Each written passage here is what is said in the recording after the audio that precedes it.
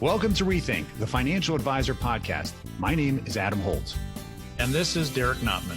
We are your hosts, both veteran advisors and fintech CEOs who challenge the status quo, question everything, and have fun doing it. Hear honest commentary on the challenges facing advisors today. And be part of a community where we can all rethink the profession. Now on to our episode.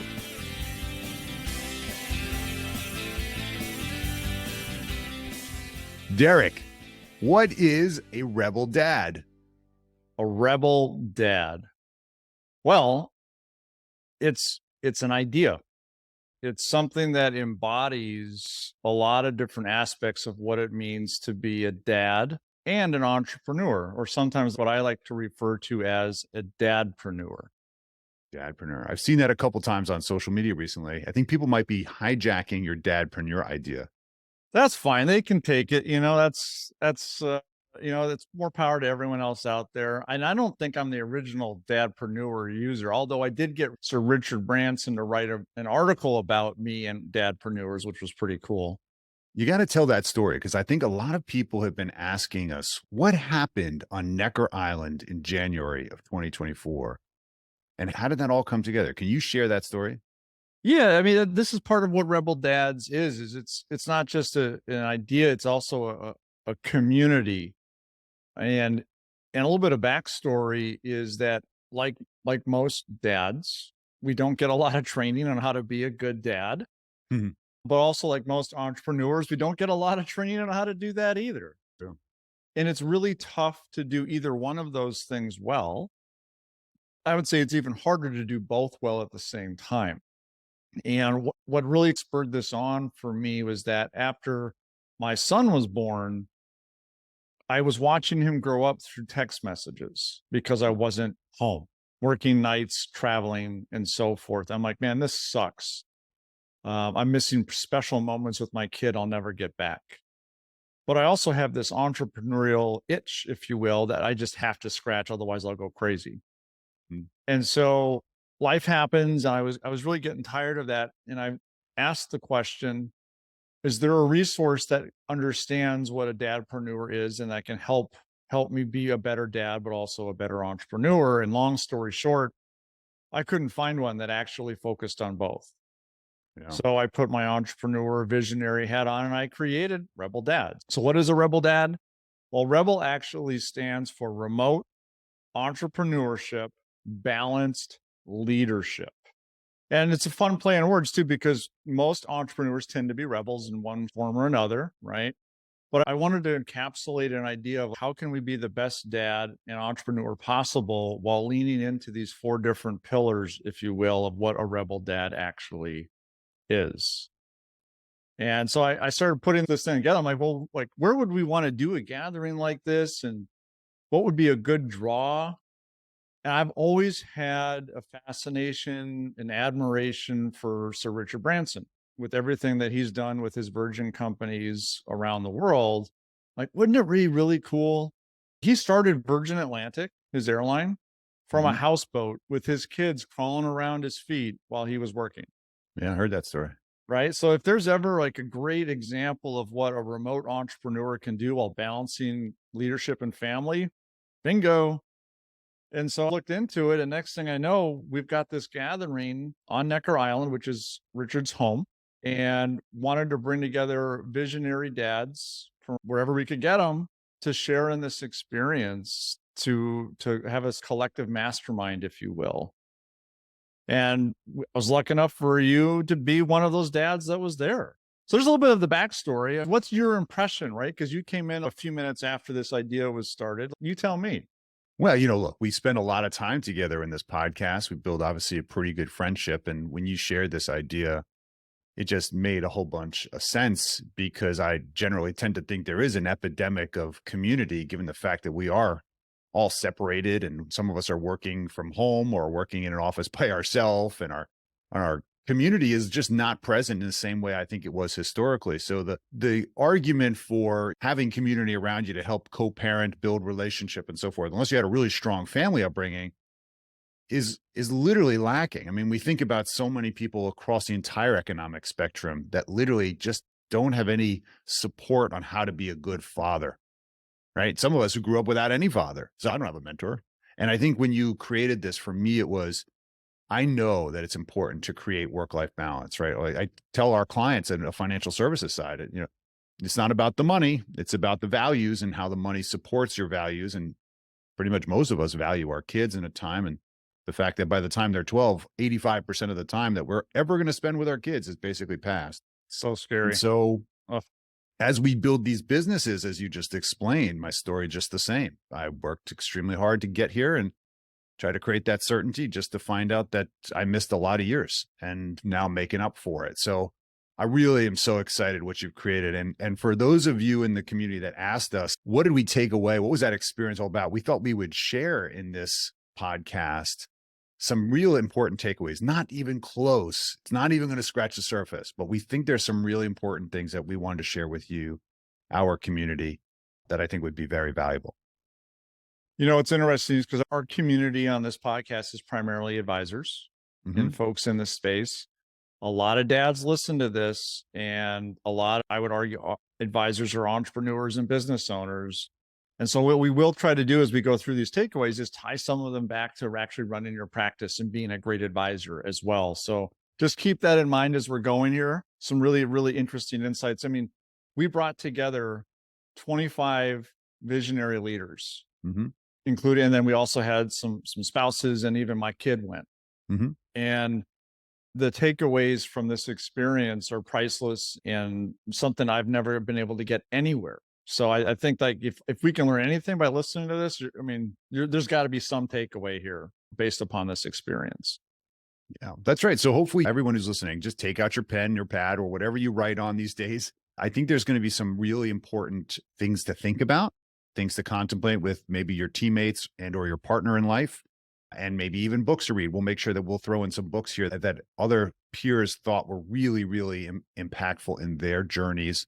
Not the least of which is we did have the opportunity to interview Sir Richard, and that was a fantastic experience, a very, very unique thing. And there's some things that we think are worthy of sharing with you that we want to pay it forward. And I think Richard would really support that because he's been very clear, Derek, that he really wants to impact and help and lift others. And that was a really great experience to spend the time with him. I think it was really, really cool to see, just like us, a regular guy who wants to help others. No question about it. And I would argue that most great, successful entrepreneur, dadpreneurs share those traits. He was very humble, but also a great business mind, a great father, a great husband. And I think there's a lot of similarities there. It's interesting. Well, yeah, let's jump in to these takeaways. Is there anything that like hits you right off the bat? I mean, it was overwhelming. I'm still digesting this as a month later now. What's something that just hits you right off the head there that is, wow, like this is awesome? Well, one of the things that I think was really interesting in creating a community, for those of you that are part of a study group or a mastermind, or you have a group of, close friends or partners that get together, I couldn't imagine now replacing what we just created in community. Do you know, we have a chat thread of 25 people that is still going strong today. We are sharing our successes, both personal and professional. We are there to support each other. It's amazing how just spending 4 days together in this incredible experience has created friendships I do believe will last well beyond this. And I think for myself, just helping to create a community and getting people together and having common experiences that are novel shows that you can actually build relationships with people completely different than you, and actually can create a support system very fast if you just make the effort. I think there's a lot of people out there that want to get together. They're looking for a reason and excuse. So the most important thing I think I took from this entire gathering, Derek, is that you can create community very easily because there's a lot of people that want to get together. And whether it's the highest end of billionaires or people that are just starting out, we're all looking for this connectivity to learn from each other. And it was a really, really great eye opener to say that it doesn't have to be complicated. You can create this today. And I want to really inspire everyone to say, if you're feeling this lack, you can be part of our community, of course, but you can also create this very fast, Eric. I love that. That's better than any individual takeaway we'll jump into here. That is exactly what happened too. And we brought people together from coast to coast in 2 different countries, most of whom had never met before. and we all walked away best friends, had deep, meaningful conversations. It's amazing what can actually happen. Well, maybe we Thanks can for order sharing out. that. Yeah, Um, sure. No, let's start with this because you got to know, when we interviewed Richard, he brought up some really great stuff. So why don't you share some of the bigger takeaways that you took from our interview of him? So what I really love, and I've actually read this before somewhere, but Richard said this during our conversation, what he calls his circles. Mm, And it's a really great concept or philosophy, if you will, where it starts with build a circle around yourself first. Be healthy mentally and physically, and focus on that and focus on doing something good, but then expand that circle to your mhm, family. Then expand it to your local community, perhaps. How can you do something to positively impact the community you live in? And that could be as simple as your neighborhood, right? Neighbors. And then continuing to expand those circles out to be doing bigger and better things that help everybody, but always staying true to yourself and making sure those inner circles are taken care of. I mhm. really loved that philosophy and idea, and it reminds me of like you drop a pebble in a clear lake and look at those ripple effects that are possible. And something so small can have such a massive impact. And so it just really resonated with me that sometimes we forget that the small picture is related to the big picture, and we got to start with ourselves first. And although this event we did talk about work-life balance, I'm a believer now, which is something that has shifted over time for me, that work-life Mhm. balance is actually not possible, but we Hmm. strive to get close to it. Yeah. And I think his circle's philosophy or idea that starting on yourself and then expanding out really helps get us a little bit closer, if that makes sense. No, it makes total sense. I mean, look, leadership basically means that you're taking the first step, right? Whether it's in military, in family, in businesses, right? You have to lead from the top to a degree, or if your triangle is upside down, maybe you lead from the bottom. But the point is either way, you're in the front, and people are following the leader. And there's no question if you can't get yourself straight, it's hard to authentically lead, especially when things get challenging. I thought it was really interesting how he talked about his own challenges, both business failures and also personal trials. I mean, a very human aspect of this, right? But I think what he demonstrated was really the importance of resilience and the ability to move forward after setbacks. I mean, that is clearly what his books are a lot about. But I think it's, he was able to share some moments with us that were private. I think it cemented the fact that even the people who seem the most successful, they're just dealing with stuff that it would set them back 100 ways. So the question is, can we remember to be resilient even in the face of challenges? I think that's really important as a leadership reminder. It is. And to that point, he also commented about give something your all. And when you've tried and it's still not working, then know when to Mhm. cut the cord and move on. Very true. Very true. Like Virgin Cola, for example. I loved his story about that. And all Yeah. the things that, I mean, look it up and you can look what he did in Times Square when they debuted it in the States and everything. It's pretty funny. No, it's true. I mean, you can't go very far without, if you Google Richard and you see how adventurous he's been. He has not been afraid to embarrass himself. I think it shows extraordinary authenticity before it was even cool in some ways. Now you see everybody embarrassing themselves on social media, right? That's what I think TikTok is, a running embarrassments. Look at me, I'm so funny. But I think that's really important. I think in leadership to show that humility, and that's a reminder. I know I tend to be goofy, probably even on this podcast. It's kind of my personality. People are looking for real leadership, not just protected or guarded. And I think that's really important to see not only the risks he took to go to space and to create new things, even not knowing how it was going to work.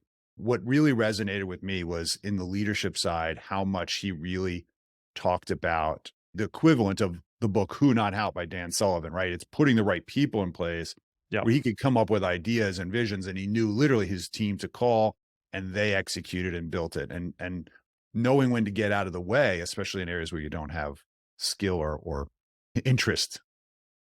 Well, so this is how we can tie it back a little bit, Adam, about advisors helping their clients is Mhm. that visionaries tend to get started quickly and have this idea for the future of what they want to accomplish, but then they need somebody else to actually execute. They need an operator. Mhm. And that's what Richard has done masterfully, is that he's had wonderful ideas from himself and from his team, but then he gets it rolling, but then he gets someone else to do it. And as advisors, I think we have the same responsibility to our clients, is that most of the time our clients do not want to be operators with their money.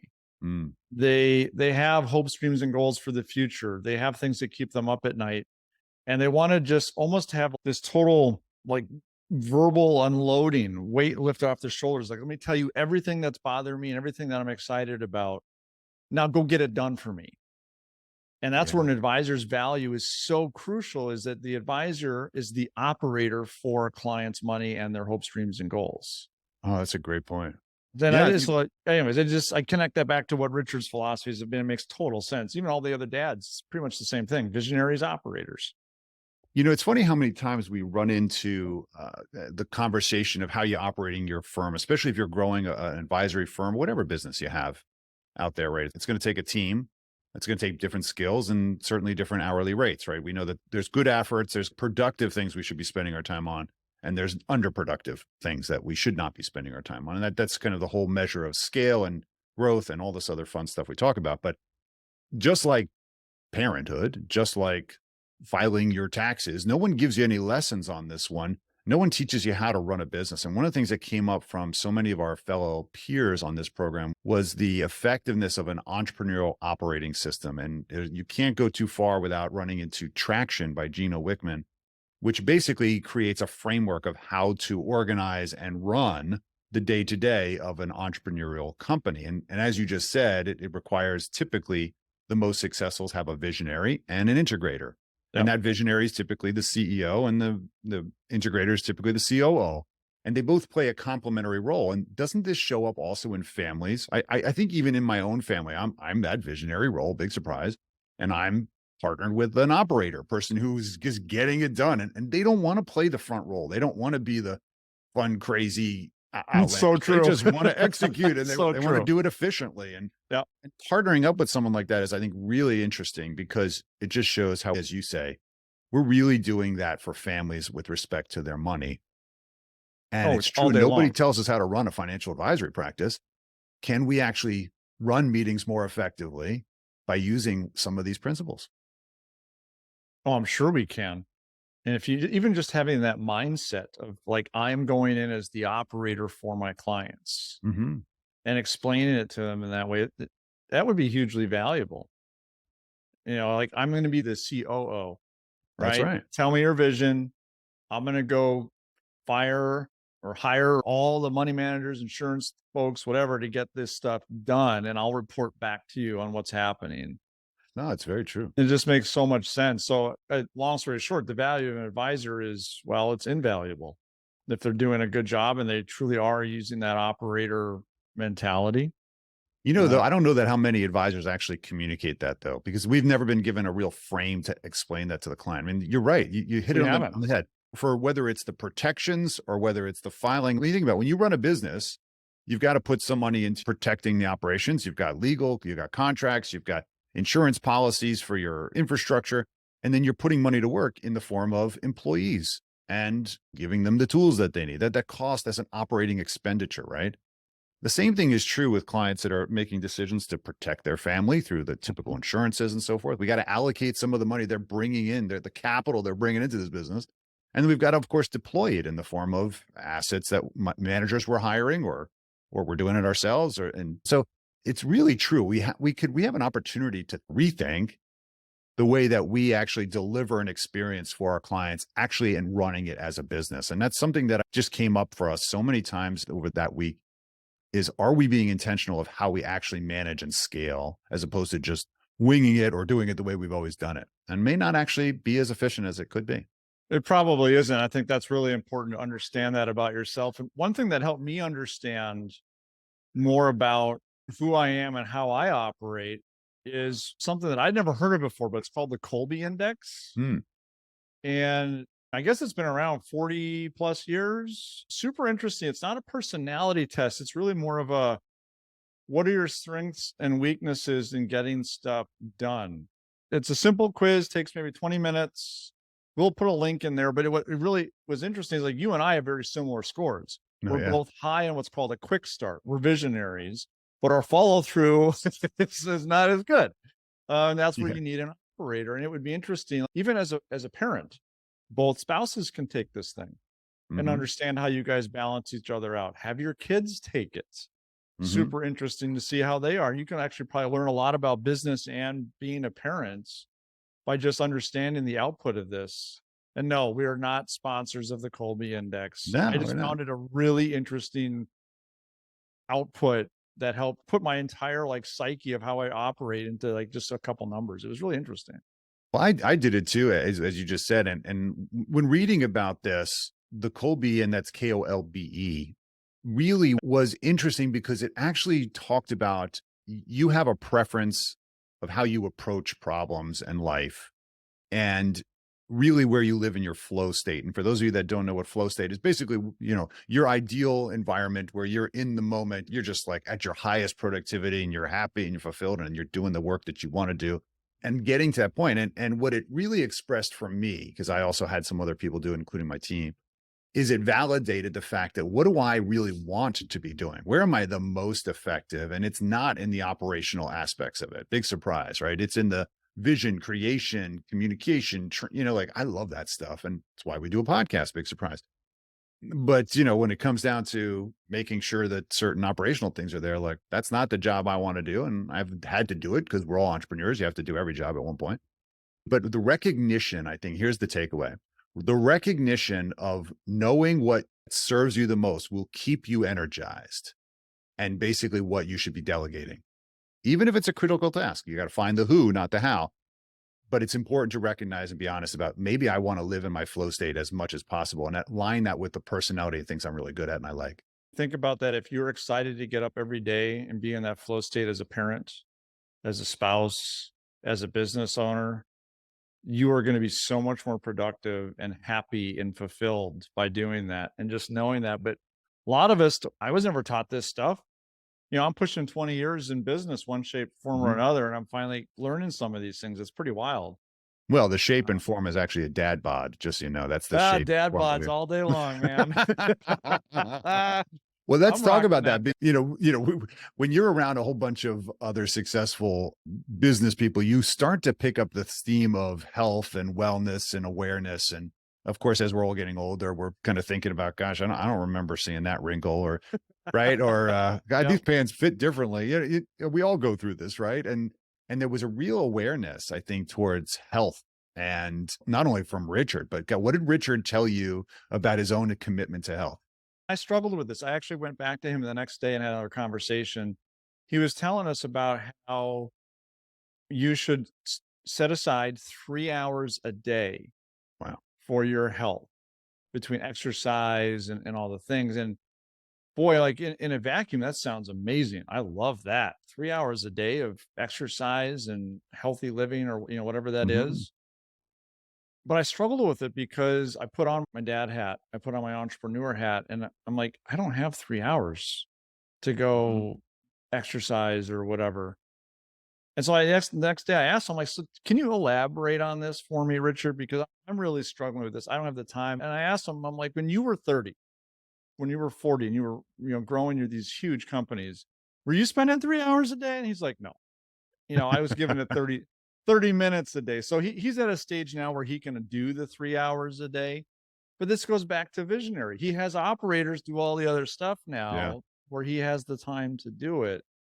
But regardless of the time, setting aside the time, because I think it's really easy as a parent or as an entrepreneur advisor.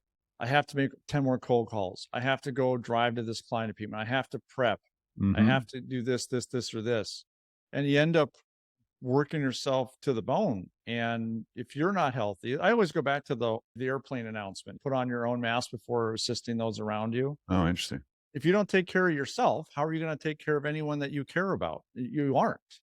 Yeah, that's true. So Boy, I'll speak for myself. I've put my health behind everything else that I think is important. But yep. I think one of the interesting takeaways, some of you might have heard me say this on stage before, but I tend to I love the statement in finance, and hopefully you use it with your clients, which is don't tell me what you care about. Show me your budget or your balance sheet, and I'll tell you what you care about. And the reason is because you're intentionally putting your capital behind the things that you really think are important. Now, by the way, that might not serve you, right? It might actually serve anxiety. You know how many times we see clients that put all their money in cash and they tell us they value legacy or they value their family. And then you're like, well, I don't understand. Maybe you really actually value security. Hmm. And they don't realize it or recognize that they're making that choice with their actual resources. But when you have somebody who has enormous financial resources, what does he care about? He cares about his time. In his mid 70s, he's literally telling you, don't tell me what you care about.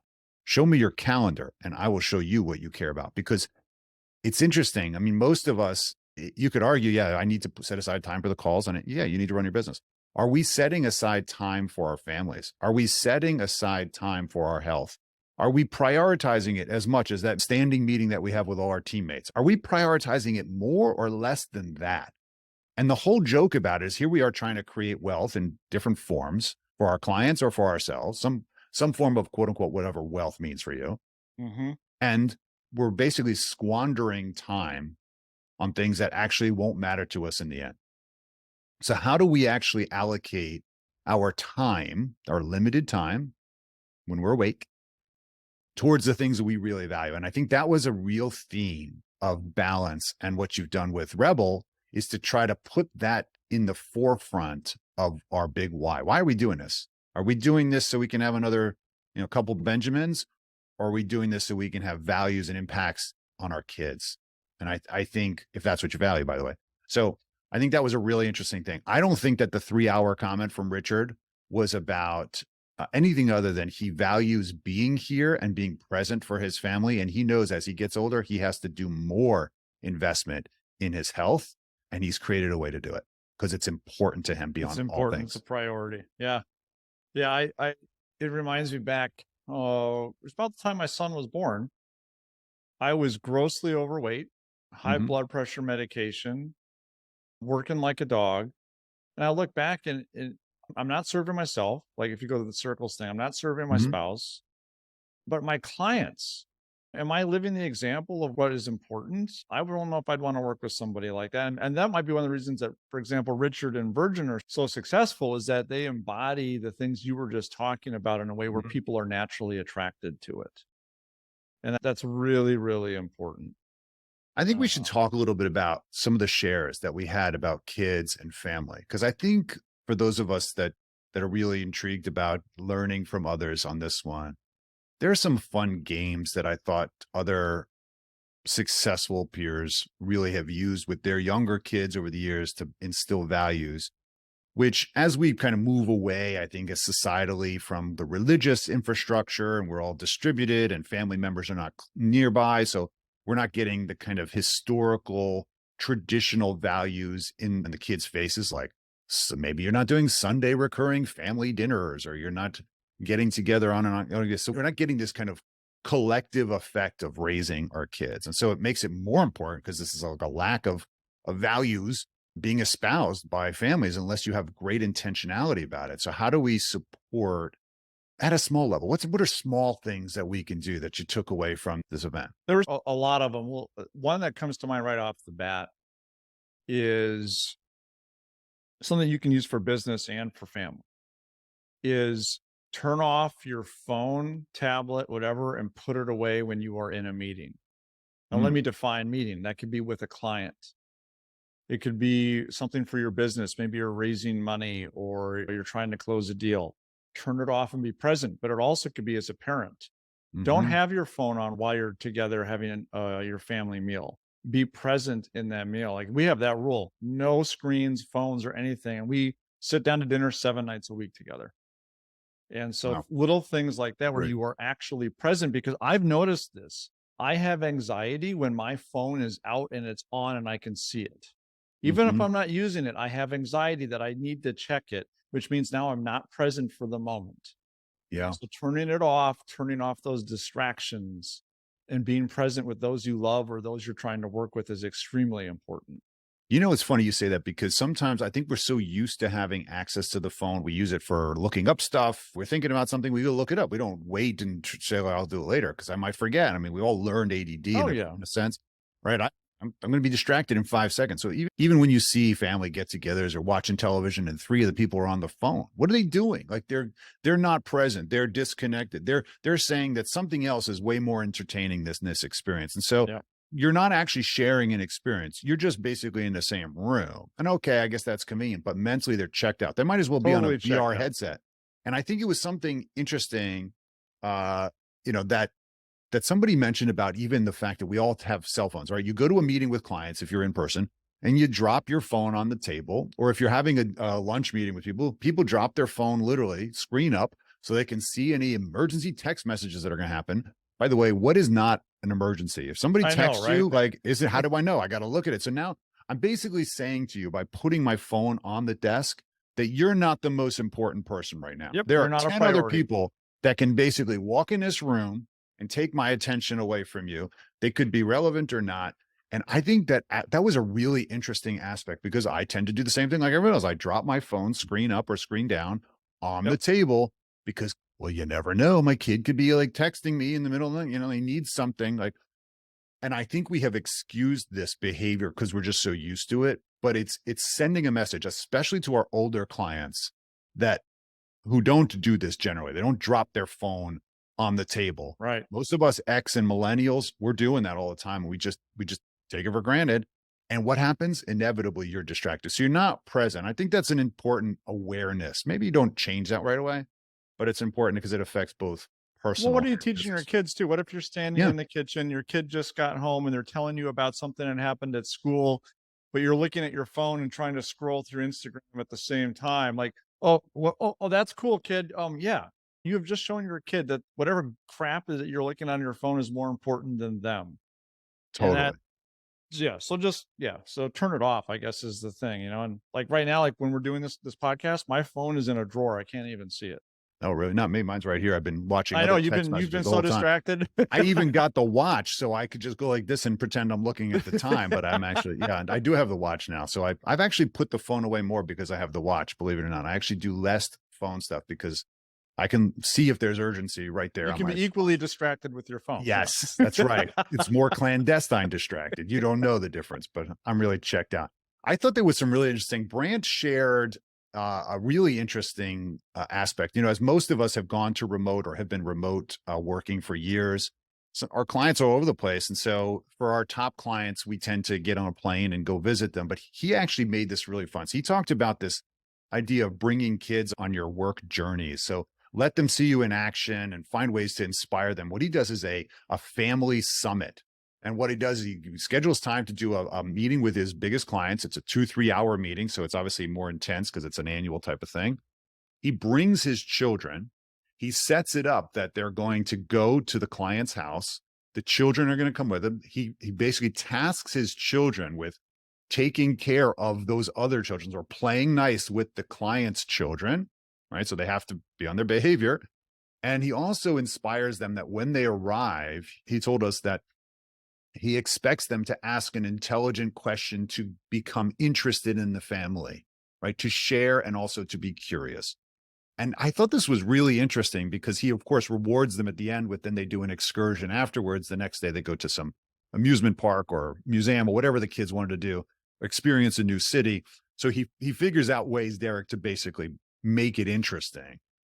But I love the fact he's teaching skills and he's letting his kids see him in action and what he Mhm. delivers for real families and build connections. Gosh, can you imagine how much that relationship is valued that Oh he my. just comes with his family? The client is going to love it because they see what he truly values and what he prioritizes. The kids and the spouse are going to value it because they see that they are a priority. It's so meaningful. And maybe you're raising around for your company. Maybe you're trying to close a deal. Maybe you're trying to do some team building with your C-suite. What if you focused on conversations around hope streams and goals and vision and who are you Mhm. and what are you going through in life instead of 2 seconds saying, "Hey, how's it going? Oh, it's nice. Weather's good. Oh, good. Here's my pitch deck." Like, whoa, whoa, whoa. Like, hold on. Like, who are you? Yeah. Let's get to know each other a little bit here first. We tend to marginalize the human aspect of everything we do in life. And I think what Brant's example shows is he's leaning into the human side. There's a couple of games that came up that I thought were fun, and I will let you know, Derek, that I've already had fun with my daughter on this one, which was Spencer brought up this idea of freeze game he'd been playing with his kids for years. When they were in the car, he's like they're off thinking about something else. Of course, today they're probably on the phone. And they had this agreement that when somebody says the word freeze, The person who's receiving that freeze basically has to stop and in one word, not only describe what they're doing, what they're thinking, and what they're feeling.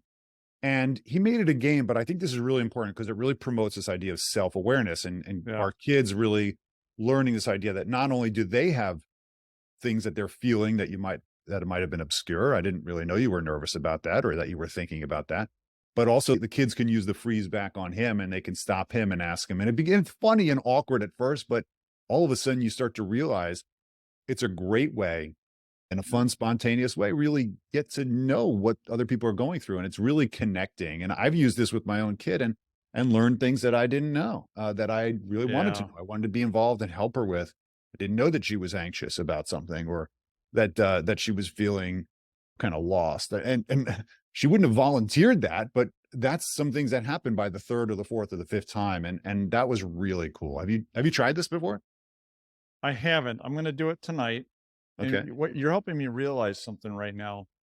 Our kids, especially, well, I mean, heck, even up into college, struggle to articulate how they're feeling. Mm, And if they can't help us understand it because they can't articulate it, then we can't be more present and helpful as a parent and supportive. This freeze game is just the simplest little thing you can do, but mhm. now you are going to have deeper understanding and be a better parent. Like, man, how cool is that? It almost gives me shivers, man. It's so simple, but so powerful. Yeah, help them. Well, the other one that I loved that I took away from this was Rod's word of the year game and basically explained how his family came up with a value that they wanted to promote for the year. And no, it's really driven by the parents when they're young. But one of the things that he said that he was trying to get was more positivity. He wanted his kids to be more positive and have positive attitude about doing things and not maybe, I don't know, complain, whatever was going on at the time. But they decided positivity was going to be the name. And then they chose a mascot. So I think it was I can't remember. Potato? Positive potatoes. Okay. But let's assume that it was a positive potato. So they basically assigned points. And when anybody in the family noticed that somebody was acting with a positive potato attitude, they said positive potato and they got a point. And these points accrued so that at the end of the year, they would take their points and basically use it. That child or the person who won the most points would get to choose some adventure that they would go on as a family. And then he told me that they made it grateful, the grateful grapefruits or grateful green beans one year. And in my own family, we talked about this and we said, you know what, we need to be more honest and we need to be more upfront with each other instead of talking around issues, right? We're all pretty good Yeah. diplomats in my family. And so we chose to be the honest onions this year. So this year we're trying to do this, honest onions, or can we be more transparent and just say what we really think as opposed to trying to protect everybody's feelings and just hide the truth. So that's something I'm going to put this into action, right? So my kid and I have this like moment where like, oh, that's an honest onion moment. Nice job. And we can celebrate those together. So I hope these fun games really connect with you. Share with us on social media if you're going to use these stuff. What has been affected, because we can all grow from this in the community. That's the whole point of it. That's the whole point of it. We could go on and on and on. We had so much takeaways from this, but I think the way that you opened it is a nice way to kind of wrap this session up, in that it's a community, and that building a community is actually probably a little bit easier than you think, whether it's with your family, with your team, with your neighborhood, with other business leaders, whatever the case may be. Is you got to have the vision and bring these like-minded folks together, because what we found, and the collective group has the amount of success that this group had is Mhm. out of this world. Absolutely. And yet we were all able to connect on these really deep, meaningful levels, and had needs. We all had needs and things that we were struggling with. And it's interesting, like, money doesn't solve the problems. Sometimes it amplifies them. And Mm. so it was just such a great thing. So I think if there's a main takeaway, is like, look for your tribe, look for a community. And if you can't find it, create it. Yeah, And that's that what is true. we've done. It's a little bit more work to create it. But Well, someone has to have the first party, right? The first gotta party have the is first messy party. and puts a lot of weight on the host, right? But then people bring the mac and cheese, and then they bring the hot dogs and the hamburgers, and someone brings the napkins. And that was, I love it. eventually, and it grows beyond you. And I think that's an important aspect to this. And this kind of journey that we've started here, and that you've really championed with Rebel is we know that there are a lot of us out there that want support, want help. And so we're going to continue to invest in this project. And I encourage you guys all to stay involved and see what you can do, what you can bring to the party as well, so that we can all celebrate this together, learn and grow from each other. I think that's a kind of great parlay into some of the things that we said that we would share some of the books that I think were really instrumental before we wrap this up. So for those of you that have been waiting patiently, here's a list of a couple of the books that several of your peers have indicated really made a difference in their lives. And in no particular order, I haven't read all of them yet. Of course, they're on the list now. But let's see. What are the first books that came up here? We mentioned, what did you get? There was a couple by Richard Branson. Read any of his, his autobiographies. Screw It, Let's Do It, which is a business principle he's been very successful with. So some great insights there. What did you write here? You have some interesting ones that I've actually not read yet. The ones that came up in my breakout were Principles by Ray Dalio. So I know that one has been read by a lot of people. And also Who, Not How by Dan Sullivan. There were a good number of Strategic Coach members that were at the event. And I think that one really resonated with me because he kept hearing this theme of putting the right people in place. And I think that was an awesome person. Traction came up enough times with the Entrepreneurial Operating System by Gino Wickman. It's a great read, even if you adopt parts of it. But I think it's an exceptional way if you want to delegate and say, hey, I want to run the company this way, read this book. That there's actually all of the meeting management forms are actually in the book. You can download them. It's highly available. And there's also, of course, consultants that help you with this stuff. Again, no affiliation with us. So many people said they're using this. How could we not share that? And I think the other ones that came up that were really around family is one called Family Board Meeting by Jim Shiles. That's Sheils. Have not read that yet, but it's on the list. And I think for those of us that have run a business and maybe can learn how to actually be more operationally efficient at driving values and mission at home and being present for our teammates, I think that's a really good awareness I think we can all grow from. I've got so many more. I don't even have the authors, but start there. We don't want to overwhelm Start you. there. Start there. We'll probably create a newsletter list for all members of REBL Dads to participate and stay on top of that stuff because we think we're just going to keep getting more and more information we could share with those. I think something also important to mention is that from day one, when I had this idea about REBL Dads, is that I know that I would not be the REBL Dad that I am and strive to be without having the REBL mom backing me up. And when I say REBL mom, I mean my wife, because she's there helping do all the other things. And so I think this thing is going to grow bigger. So REBL moms, REBL kids, how do we bring up the next generation of entrepreneurs and support them? Yeah. I never had any of this. My dad was not present. I had no entrepreneurial presence at all. I grew up in a broken household. So how do we help kids much earlier on become great business leaders, but also family-oriented folks? So I think there's that. REBL Grand Dudes, like in Sir Richard, REBL Grand there's all kinds of cool things that I think will come out of this. So definitely pay attention. We'll drop some links in the notes where you guys can follow us on this journey here, but it's something much bigger that I think is going to tap into a lot of people. Awesome. Well, with that, Derek, we have to sign off. I want to thank you for your vision in creating something that now has actually affected a good number of people. And I think we'll look back on these moments and say, like, these were the original stories of a vision that actually made a difference in the lives of millions of people. So I'm excited for you and for us and for all of you that are going to join us on this journey. Hopefully you got something out of today. You wrote something down you're going to put into action. Just like every time you listen to Rethink, please tell your friends about this, share this podcast, of course, like it, post it, be part of this community and be present. We hope that we're adding value to your lives and your journey. Thank you. Awesome. Adios, Adam. It was good seeing you, brother. We'll talk to you all later. You got it, buddy. Thank you for listening to Rethink, the Financial Advisor Podcast with Holt and Notman. Be sure to subscribe now and join the ongoing conversation. The information covered and posted represents the views and opinions of the guest and does not necessarily represent the views or opinions of Asset Map or Connector. The content has been made available for informational and educational purposes only.